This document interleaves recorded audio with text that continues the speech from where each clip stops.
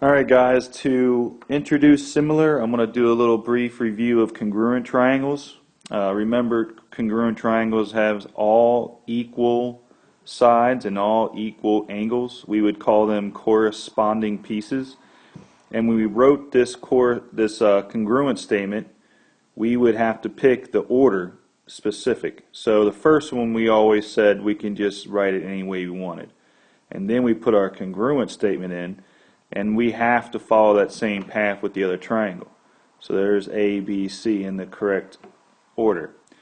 So there is your congruent statement and a brief little overview of congruent and what they look like and how to write a congruent statement. Well, here we have similar triangles, and they are not congruent. But similar triangles use scale factors. Now, we've talked in class about model cars and model airplanes and stuff like that, and 1/64th and everything. Here I want you to easily see, I hope you easily see, that I have a 1:4 scale factor here.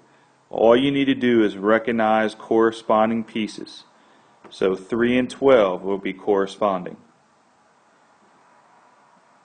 And then 5 through and 20 will be corresponding.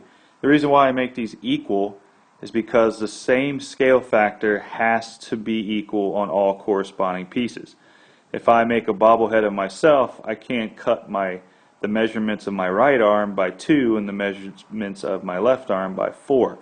It has to be an equal 1/4, 1/8, 1/64th scale factor like they do like buildings and stuff. So that's why I put an equal sign between there.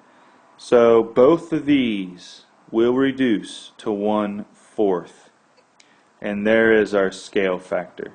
This has a 1/4. So if I had this bottom piece of the top triangle to be 4, we use a scale factor that 3 times 4 was 12, 5 times 4 was 20, and now 4 times 4 is 16. And let's talk about angles real quick. Now, the easiest triangle to use this with is the equilateral triangles. We all know there's 60 inside. So I'm going to say these two equilateral triangles are going to be a 1/2 scale. So that means every side should be reduced to 1/2. 5/10 on every side equals a 1/2 scale. So we know sides are not equal, but you have to understand that angles work differently. Sides are in proportion, but angles are equal. In this triangle, the first one, all angles are 60, 60, 60. And in a similar equilateral triangle, all angles are 60, 60, 60. So here's what we need to know.